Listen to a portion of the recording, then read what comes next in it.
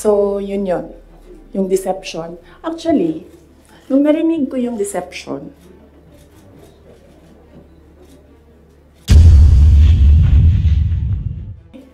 for the love of God, presidente ka na. Importante pa ba yung nararamdaman mo? Di ba kapag presidente ka, hindi na importante yung pagod mo, yung luha mo. Yawa na, siya na'y nangilad, siya pa'y nang budol, siya pa'y bagagnaw, nga musulti, nga I was deceived.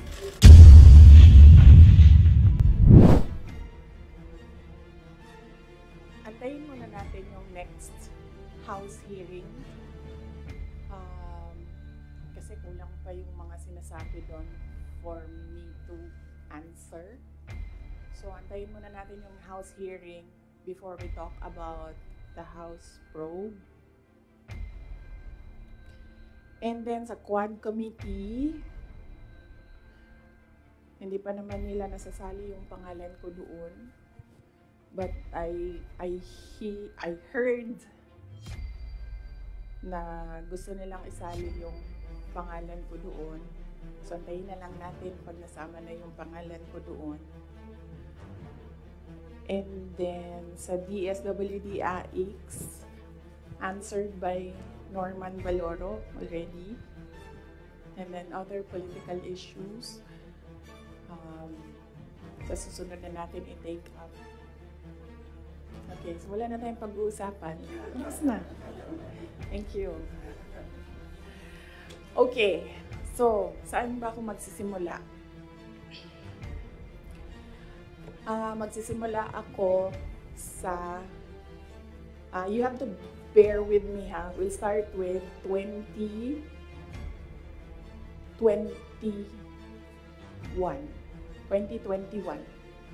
Doon tayo magsisimula sa 2021. So, doon muna tayo kay PRD. Then, mag-move tayo kay BBM. And then, we'll move to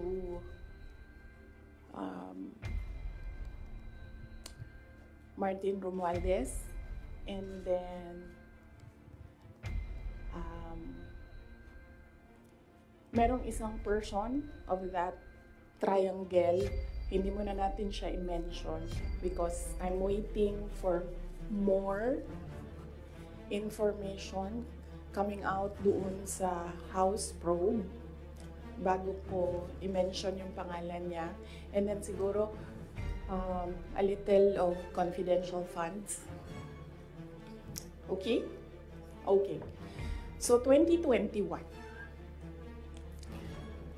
Kasi madami ang nagsasabi na we are on this road to perdition. Our country is on this road to perdition because matigas ang ulo ni Inday Sara. Hindi siya nakinig sa tatay niya. Kung nakinig lang siya sa tatay niya, tumakbo siyang president. Hindi mangyayari itong nangyayari sa bansa natin ngayon. Ay, hindi lang yan isang beses na narinig ko, madaming beses. Even kapag pumupunta ako sa mga iba't ibang lugar, diretso ako sinasabihan ng mga tao, hindi ka kasi nakinig sa tatay mo. Or they would say, one time nasabihan ako, it's all your fault.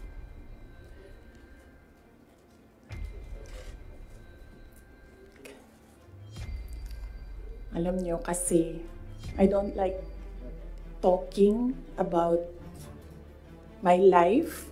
I don't like talking about my feelings. I only want to talk about my work. Kaya hindi ako nagsasalita. Pero ganito yung nangyari.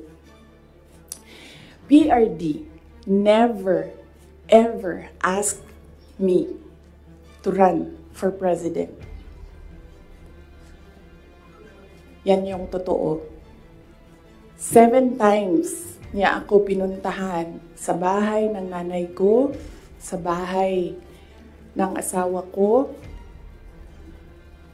hindi siya talaga nagsabi sa akin na tumakbo ka for president. In fact, sinabi niya sa akin, huwag kang tumakbo for president kasi nanggaling ako dyan, mahirap siya na trabaho, anak kita, naaawa ako sa iyo to go through what I had to go through. Yan ang sinabi niya sa akin, paulit-ulit. And sino ang witness ko to say na totoo ang sinasabi ko? Yung nanay ko. Because sa 7 discussions na yon, nandoon ang nanay ko parati. Nakaupo, nakikinig, hindi nagsasalita. There was only one time, one discussion na nagsalita yung nanay ko. Nilagay ko yung nanay ko doon para makinig siya sa aming dalawa ni PRD. So, on the hindsight,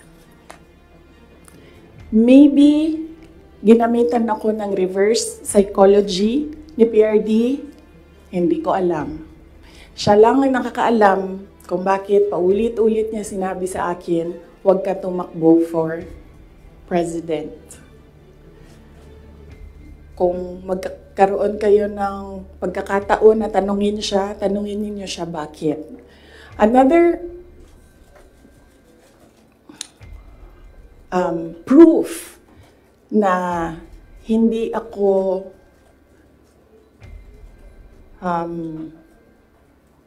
sinabihan ni PRD na tumakbong president, he left me a document, 2 papers in a folder.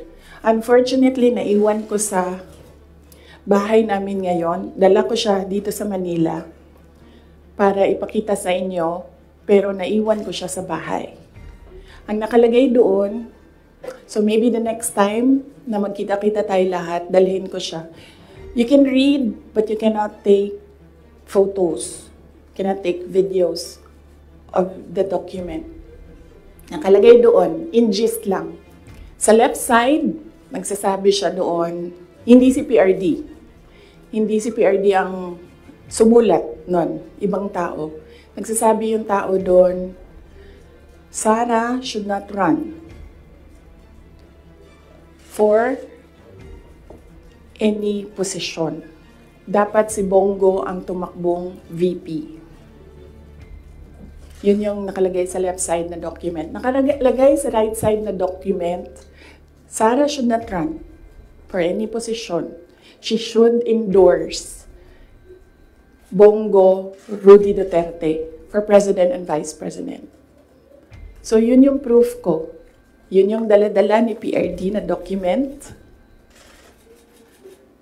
nung very last meeting namin. Dala niya yung document na yon. So yun yung proof ko na hindi talaga nagsabi si President Duterte na tumakbo ako for president. And even if nagsabi siya, hindi din talaga ako tatakbo for president. Maaga ako nagsabi sa inyong lahat. Sabi ko, I don't know kung may mga media pa at the time na nandito ngayon. Sinabi ko, wag nyo na muna akong tanungin about the presidency para hindi pa ulit-ulit yung tanong. Antayin nyo na lang January 2021. Pagdating ng January 2021, paalam ko sa inyo ang decision ko kung tatakbo akong president o hindi. And true enough, January 2021, maaga ako nagsabi sa lahat, sa taong bayan, na hindi ako tatakbong president. Unfortunately, hindi naniwala lahat.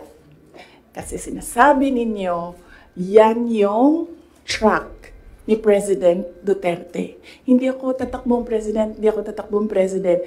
And then, nag-substitute siya. But, yes, anak ako ni PRD, and yes, meron kayong nakikita sa akin na nakikita ninyo sa kanya. But I am a different person. Yung mga anak ninyo, hindi yan clones ninyo. Meron yan silang sariling pag-iisip, meron yan silang sariling kapasidad, meron yan silang sariling damdamin. Yun yung unfortunate part noong announcement ko noong January 2021 na hindi ako tatakbong president. Walang naniwala kasi sinabi nila, gagawin lang niya kung ano yung ginawa ng tatay niya. Hindi. Desisyon ko yun na hindi talaga ako tatakbong president.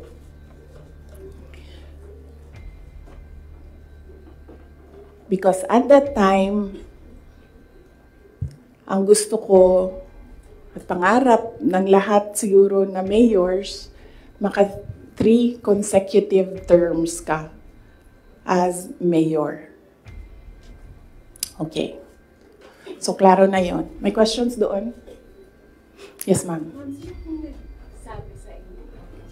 Right. Sino po yung nagsulat doon sa folder? Unsigned siya, walang pangalan, and I think sinadya nila na wag lagyan ng pangalan yung 2 letters kasi it was really a Sara bashing document. It did not say anything nice about me. So, I think sinadya nila na hindi sabihin sa akin kung sino yung sumulat ng 2 documents. How did you feel, ma'am? How did you feel po when you seen those documents? Wala naman akong problema sa sarili ko. Alam ko kung anong kakayahan ko, alam ko kung anong kapasidad ko, alam ko kung ano yung kaya kong gawin. So kung ano man yung sabihin nila nung 2 tao na yon, hindi siya nakaka-apekto sa akin. Well, yes, yun. Sige. Sir. Good morning, Mikael of Reuters. Ma'am, why are you telling all these details to us now? What's the context? Ang context nito is the sit down that I promised everyone. Nagsabi ako na mag-sit down ako. Merong mga questions noon na sinabihan ko kayo na it needs a sit down. Pinut off ko yung sit down na yon. Sabi ko nga, I don't like talking about my life. So, hindi ko siya ginawa. Related siya sa letter A, PBBM's deception claim versus VP SD. So, kailangan ko kasi sabihin sa inyo ang simula hanggang ang huli. So, chronological order ko siya para maintindihan niyo yung kwento. So, yun. Yung deception. Actually, nung narinig ko yung deception,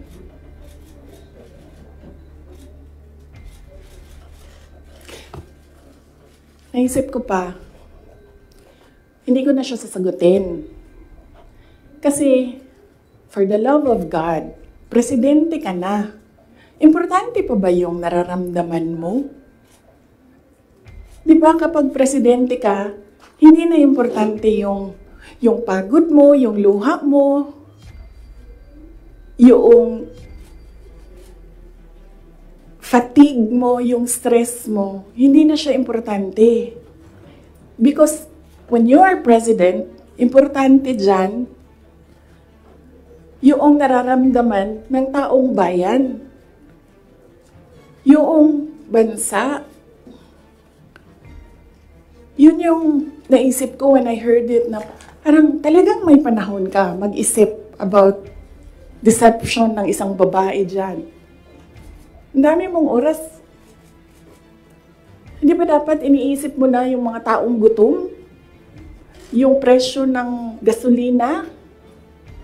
Yung darating na Christmas, kung sino yung maka-afford ng spaghetti, ng mango float, ng mga importante sa Noche Buena, ng mga bahay-bahay? Di ba yun yung... So may panahon ka talaga na mag-isip na, oh, this girl. So, inisip ko, hindi ko nasasagutin. Sandali lang hindi ako nagko-cocaine, pero sobrang lamig niya na yung sipon. Sir, mangingi ang tissue.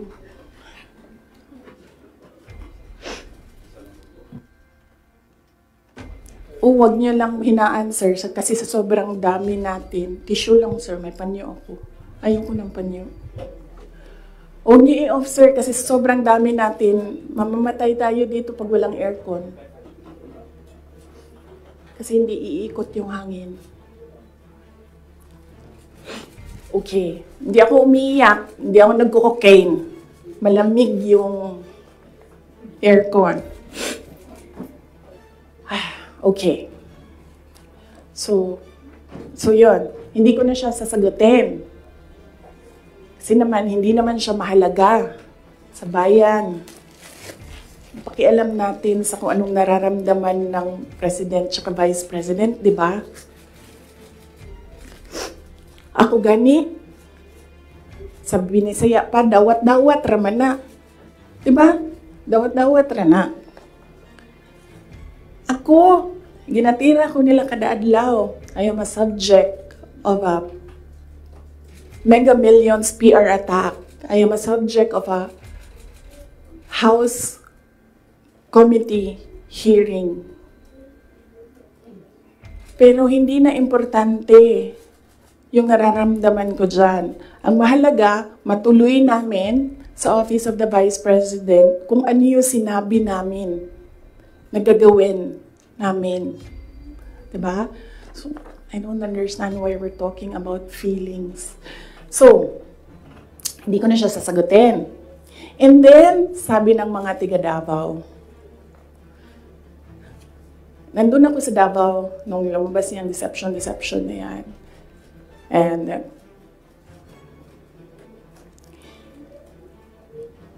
iba-iba na yung reaction ng mga tiga Davao. And lahat, hindi maganda yung reaction. Yawa na siya na'y nangilad, siya pa'y nang budol, siya pa'y bagagnaw, nga musulti, nga I was deceived. So I thought, well, I will not talk for myself, but I will talk for all the Filipinos nga ang nararamdaman nila ay hindi nabalik ang justice ng boto nila.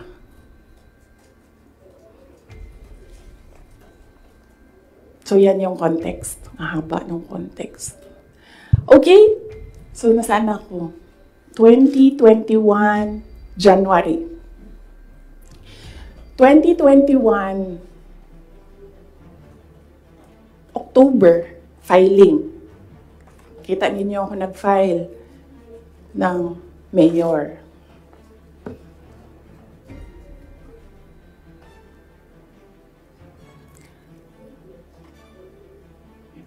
Mayor talaga yung tatakbuhan ko. Masakit sa akin na naririnig yung mga tao na we are disappointed in you. Kasi sa pagtakbo ba, dili man gud na siya kanaganing kung ingnan ka sa mga tao nga, daganday mo, dagan na lang ka. Muna po daw ka. Mundagan ko, o presidente, ingani ang may tabo. Nagkaroon ako ng SWOT analysis para lang takbo o hindi. Diba? Lahat ng pumapasok sa opisina ko when I was mayor, meron akong paper nakahati ng ganyan. Okay, ikaw, oh, you give me a pro and a con. You give me a positive and a negative running for president. Ganyan yung ginawa ko. And unfortunately, mas madaming negative kaysa sa lumabas na positive. And honestly, sa totoo lang, sabihin ko sa inyo, ang number one doon na positive, ganito lang. Ganito kasimple. Pangarap ko magkaroon ng effigy na sinusunog. Totoo yan. Because I feel na parang, wow. Sino ba sa inyo, sino ba sa atin ang ginagawa ng effigy? Diba? Sino ba sa atin ang meron talagang tao na hindi matutulog ng ilang araw para gagawa ng effigy tapos susunugin? Diba? So naisip ko, oh, when I become president, meron akong effigy. And susunugin nila and magpapapicture ako doon. Kasi hindi lahat ng tao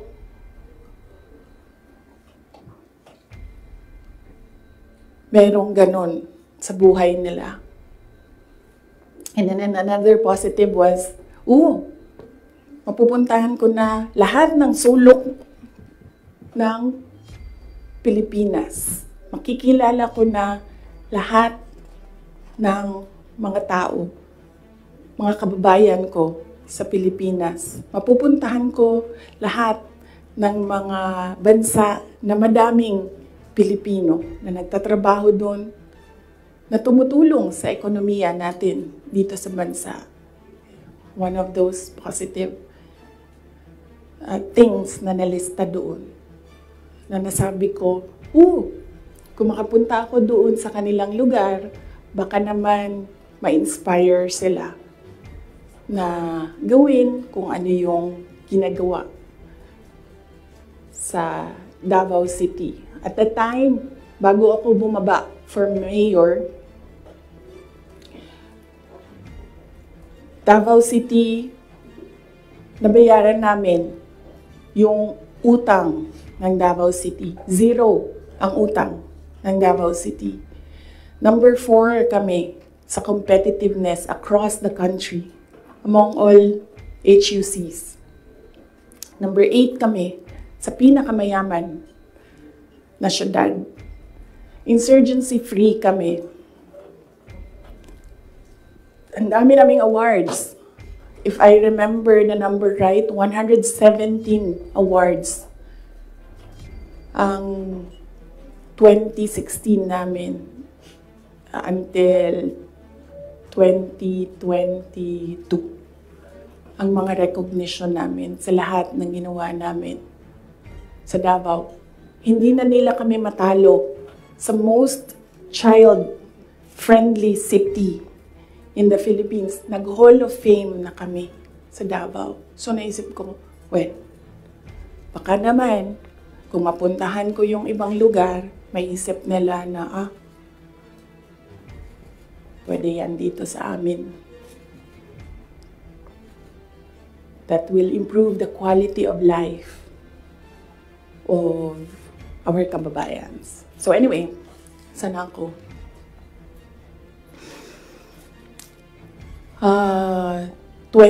October, nag-file ako. Pagdating ng late October, after deadline ng filing, tumawag sa akin si Senator Amy Marcos.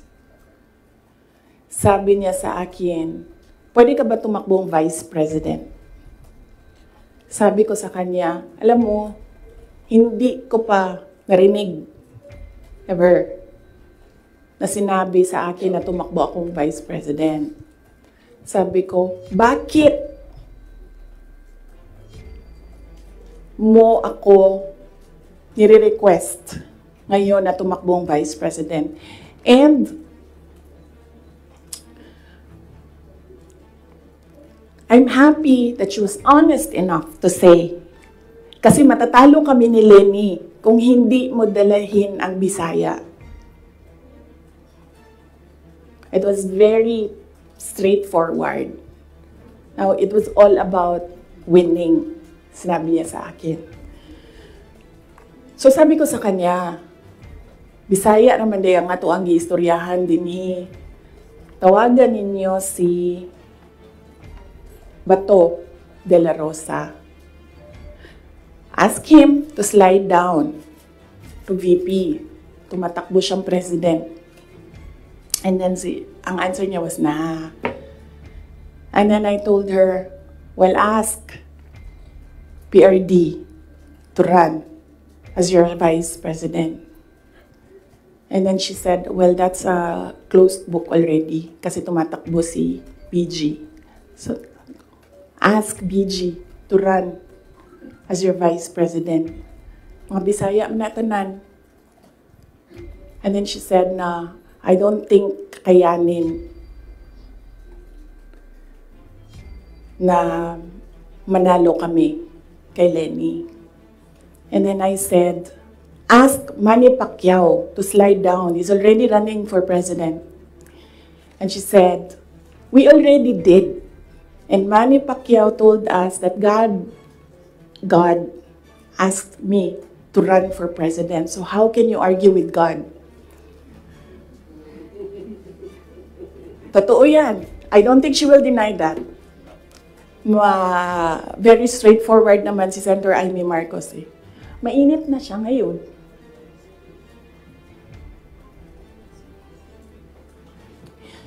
So, I said, sabi ko, it's never been talked about.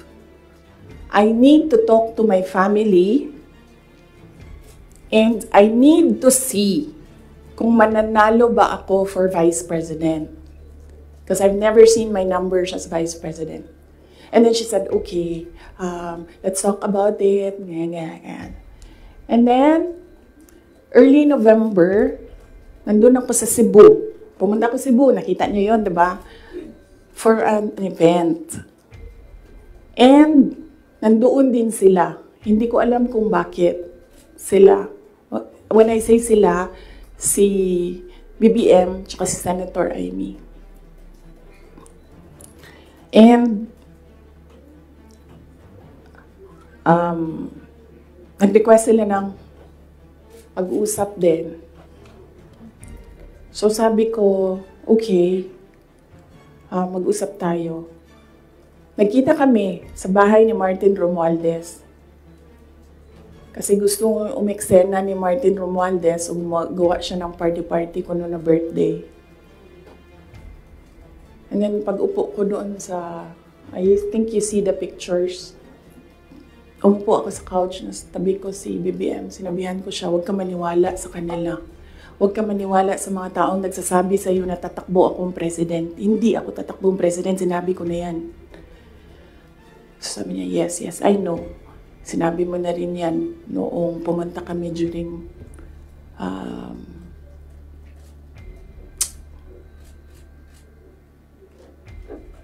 birthday ko. May 29 nata sila pumunta sa Davao.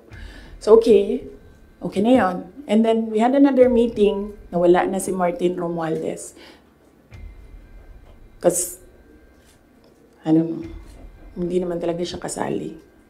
Sinisiksik lang niya yung sarili niya. Totoo yan. Ito yan. Papunta tayo kay Martin mamaya. Gusto nyo? Tawag sa kanya ng mga kasamahan niya doon sa house, Tambi!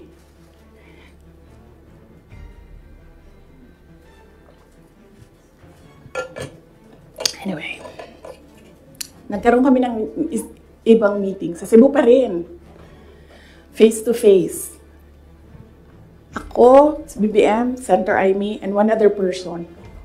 He's a private citizen. Hindi ako nagpaalam sa kanya na sasabihin ko na nandoon siya. So may isang tao pa doon who can say that this really happened. So sabi ko, again, I've not seen my numbers. Kung mananalo ako. Sabi ko, okay lang sa akin tumakbong vice president. Sabi ko, number one, siguro man ma-reduce konti ang disappointment ng mga tao sa hindi ko pagtakbong president. I think maiintindihan na nila. And ito na lang yung i-offer ko sa kanila mag-vice president ako. Number two, madaming big ticket projects. Si PRD, sa build. At that time, na gusto ko sana makita na magawa para sa bayan. Kasi hindi natapos. Kasi kulang nga talaga ang 6 years.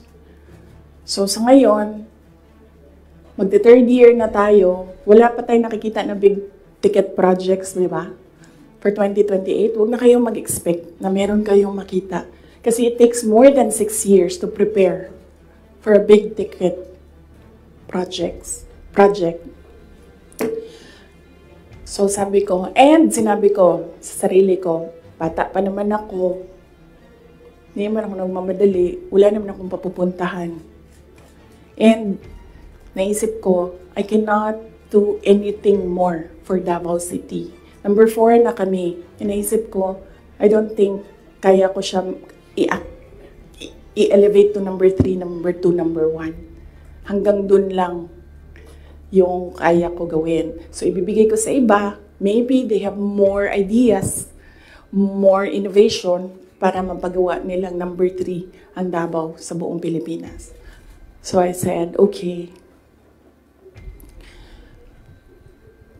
I need to see my numbers. Sabi nila, okay, we can do a quick and dirty survey. Sabi ko, oh, sige. Sabi ko, gawin nyo. And then you come back to me kung ano ang mangyayari.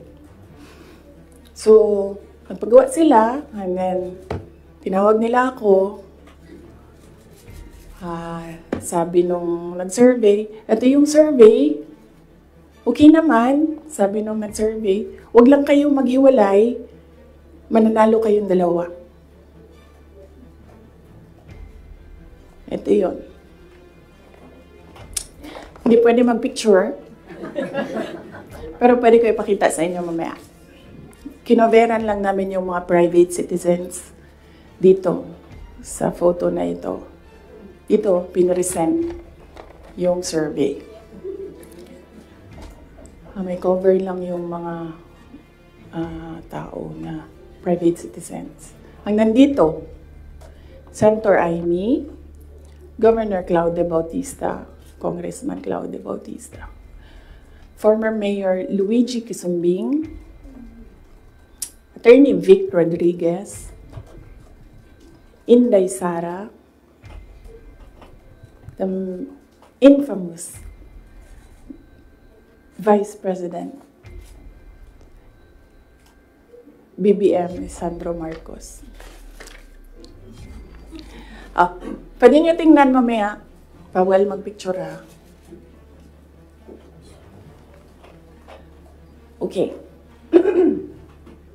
So sabi ko, okay, balikan ko kayo, kausapin ko pamilya ko. Kinausap ko, mama ko. Kinausap ko yung dalawa kong kapatid, si Paulo at si Baste. Umupo kaming 4. Sabi ko, takbo akong Vice President, ito yung mga rason. Sabihin niyo sa akin, bakit hindi ako tumakbong Vice President? Wala man sila sinabi. Ang sinabi lang ng mga kapatid ko, anong matulong namin sa iyo. And then sabi ng nanay ko, okay, sige. And then, sumulat ako ng letter. In-address ko kay PRD. Sinabihan ko yung kapatid ko, si Baste. Kinausap ko siya. Sabi ko sa kanya, kaya mo ba ang gawing number 3 itong Davao City? Kaya mo bang saluhin? Kasi kung hindi mo gusto, di mo pa kaya, hindi ako tatakbong Vice President. Sabi ng kapatid ko, kaya ko, gagawin namin. Okay, tumakbo kang Vice President. So sabi ko sa kanya, okay, we're okay with you. Pakidala nitong sulat kay PRD. Sabi ng Baste, ginanon doon ni PRD, and then ginanon niya. And then he said na, wala na akong masasabi dyan. So,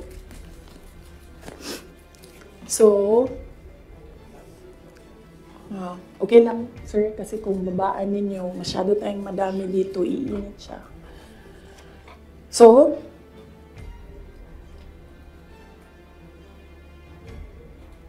tumakbo ko ang Vice President, alam na natin lahat yon. Ginawa ko yung kampanya, alam na natin lahat yon.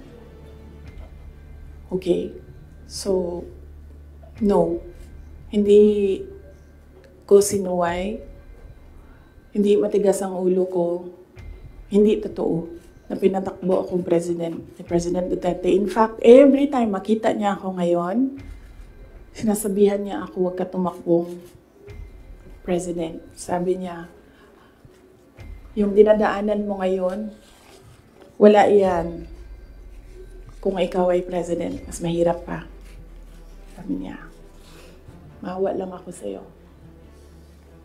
May heart pala siya. So, klaro na yan. Hindi ko kasalanan that we are on this road to hell. Hindi ko kasalanan kung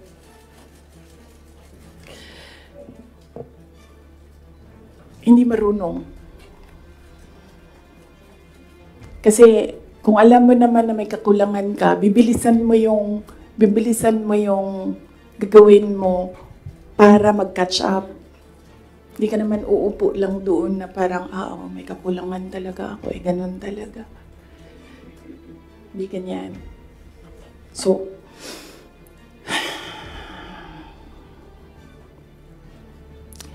that's that. And then, ito na kami ni Mr. Deception.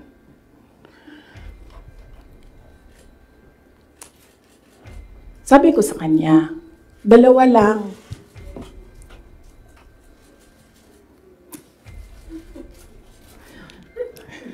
Para pantay. Dalawa lang. Sabi ko, dalawa lang. Ang request ko sa iyo. If you win, dalawa lang ang request ko sa iyo. And I think, I requested this na one-on-one kami online. Pero meron akong nabasa somewhere na merong nakikinig sa side niya. Kasi nag-post yung taong yon.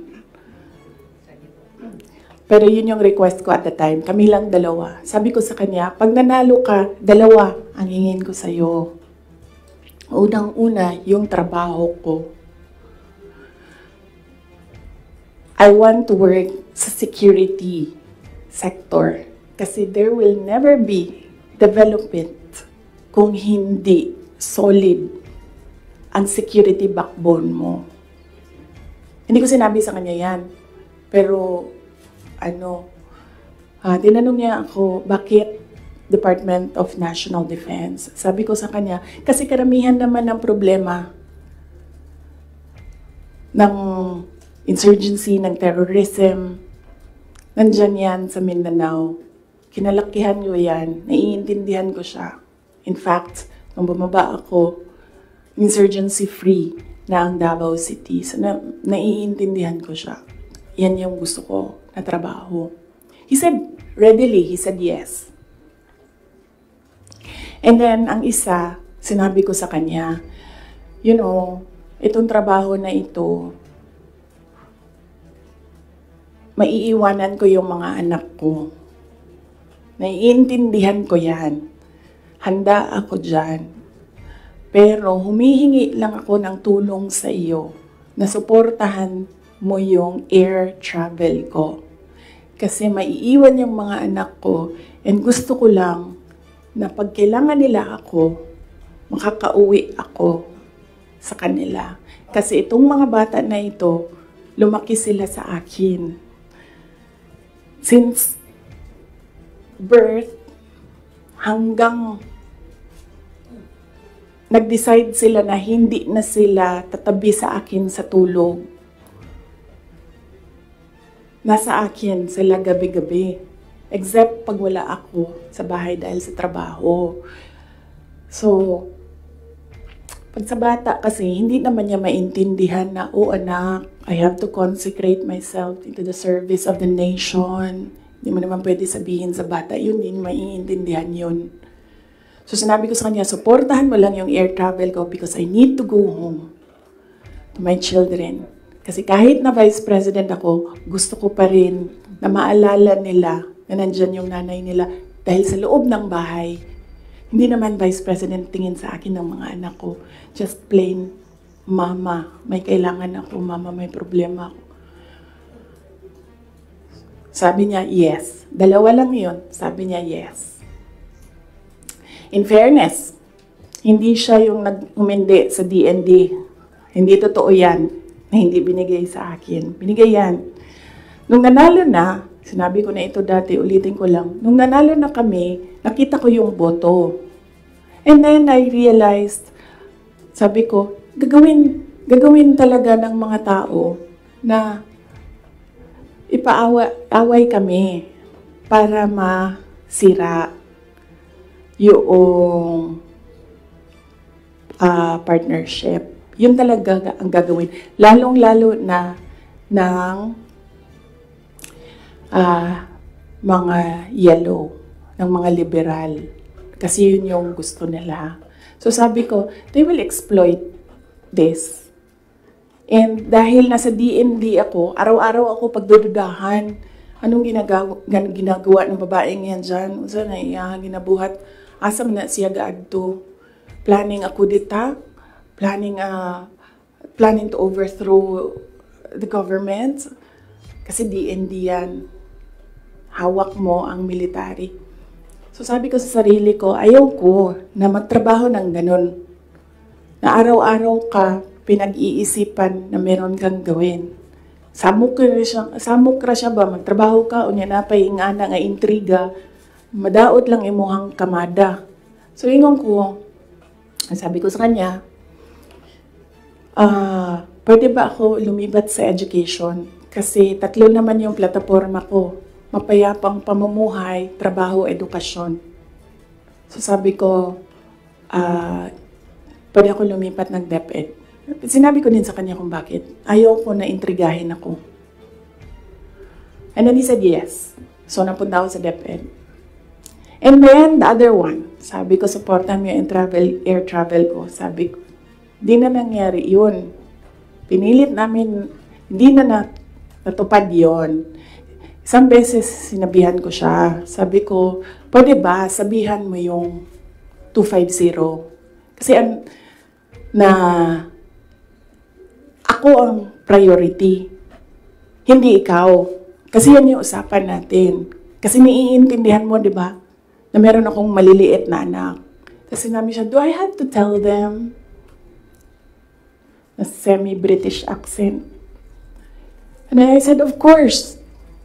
Kasi presidente ka, ikaw magsabi.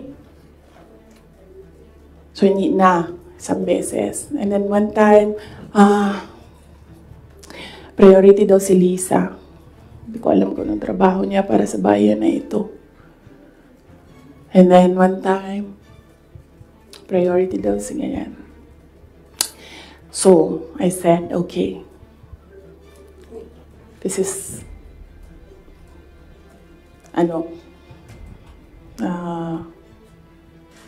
some form of insincerity.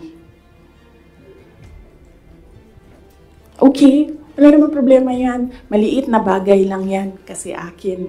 Problema ko lang naman yan. Di man yung problema ng bayan. Problema ba ng bayan? Paano ako babiyahe? Di naman. So, maliit na bagay. Ako na gagawa ng paraan para ako maging nanay. Hindi na ninyo problema yan. Maliit na bagay lang yan. Okay. So, that was that.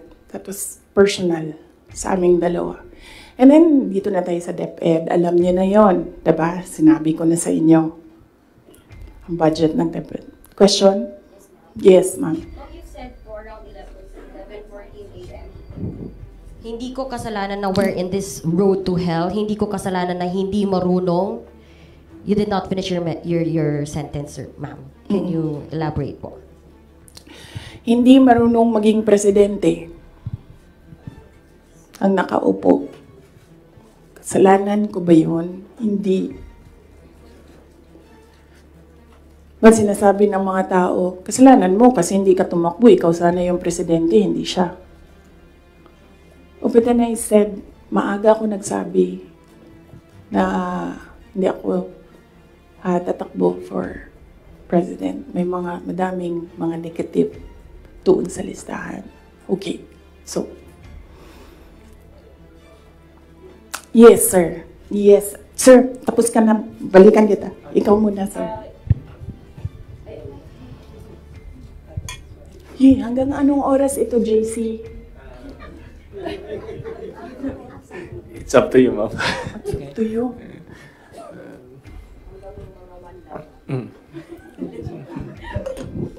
Okay. Madam VP, with all this revelation that, ayun nga, meron kayong mga request kay President Bongbong Marcos in case he wins, which is he won. And of course, yung conversation nyo with Senator Amy Marcos. Ngayon ba, do you regret teaming up with President Ferdinand Marcos during the 2022 elections? Alam mo, inisip ko yan. Naisip ko na yan. And then naisip ko kasi, ganito. Sila yung tumatakbo, diba? Tumakbo si BBM, tumakbo si Lenny. So, either lang naman sa kanila yung mananalo noon. Tapos mayor ako ngayon. Imagine natin, parallel world na either sa kanila ang president and then ako ang mayor. So I'm sure, lahat ng mga nakapalibot sa kanila, magtitingin pa rin sila sa akin doon sa Davao City. Hahabulin pa rin nila ako doon sa Davao City because tinitingnan nila. Yung mga nakapalibot sa kanila, wala na yan silang pakialam kasi president na sila, diba? Pero yung mga nakapalibot sa kanila, may pakialam. Kasi sila yung tumitingin ng future. Sila yung tumitingin ng 2028. And then, meron akong realization yan because ang nagsabi sa akin yan, si former Senate President Manny Villar. Sabi niya, wala kang kawala dyan. Saan ka man magtago, saan ka man pumunta, hahabulin ka nila kasi tinitingnan nila ang 2028. So, I don't regret running for Vice President. Kasi imagine nyo, kung mayor ako, tas hinahabol nila ako ngayon. Diba? Napakadali nila ako i-suspend. Napakadali nila ako kasuhan. Napakadali nila ako tanggalin sa pwesto as mayor. Ngayon, hindi nila ako matanggal.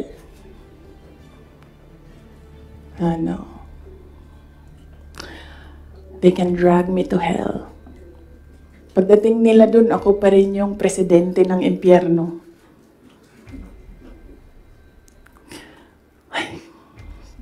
Yes. Jason? Yes. Pahiram ako ng ballpen, lagyan ko lang ng note kung saan ako nag-stop kasi para alam natin saan tayo mag-start. Mamaya. Kung sinabi niyo po na hindi kayo nagsisi na tumakbo kayo for Vice President, pero nagsisi po ba kayo na nakipag-tandem kayo kay President Bongbong Marcos? Hindi man ako ni-request ni VP Lenny na tumakbong Vice President niya. No, hindi ko pinagsisihan yung pagtakbo ko as Vice President. And hindi ko din pinagsisihan na nakipag-tandem ako sa kanya. I'm sure merong rason ang Diyos kung bakit ako nilagay dito sa upuan na ito, sa ilalim ng seal na yan.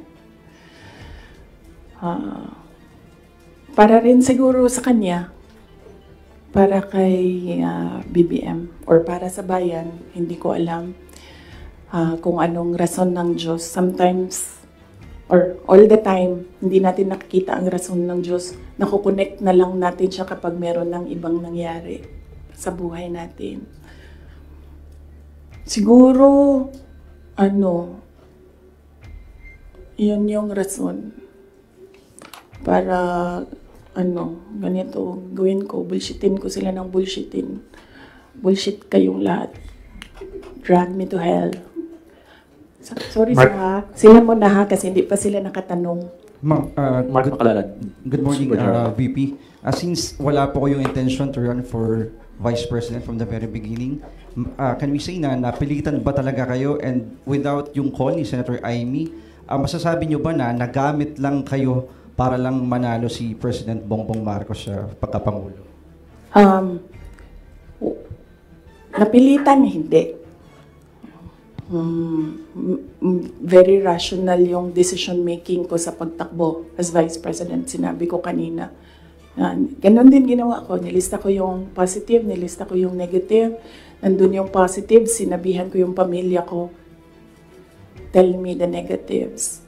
So, ano yung isang tanong? Nagamit. Yes. Clear naman yun. Tinanong ko, bakit ako? And then she said, matatalo kami ni Lenny kung hindi mo dalhon ang mga Bisaya. Kaya nagbigay ako ng options. Bisaya tanan. De La Rosa, Bongo, Manny Pacquiao. And then she said na hindi kakayanin. Except for Manny Pacquiao, hindi naman siya nagsabi na hindi kakayanin. Ang sinabi lang niya, nag-refuse si Senator Manny Pacquiao. So, of course, ginamit nila ako para manalo sila. Obvious naman yun. Gusto niyo makita yung survey? Hindi ko siya dala. Pero next time dalhin ko, and then pwede kayo tumingin pero hindi kayo pwede magpicture.